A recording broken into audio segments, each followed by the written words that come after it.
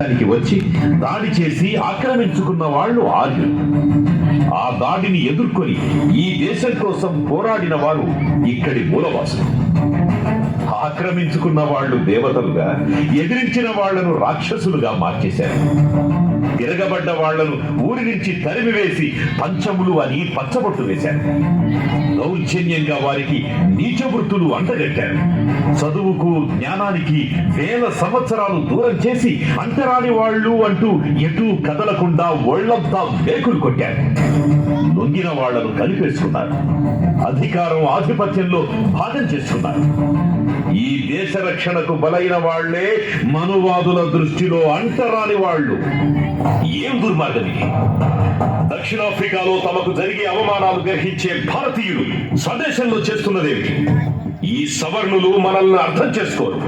మనల్ని అంటరాని వారిగా చూస్తే జరిగే ప్రమాదం ఏమిటో వాళ్ళకి తెలిసేలా చెయ్యాలి.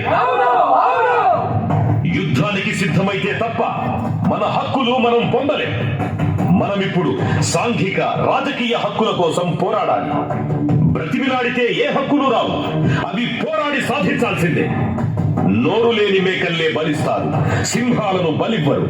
గుర్తుంచుకోండి.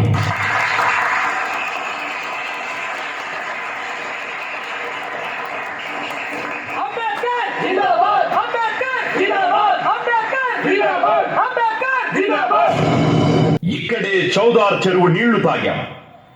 సవర్ణుల దాడిలో 20 మంది గాయపడ్డాం.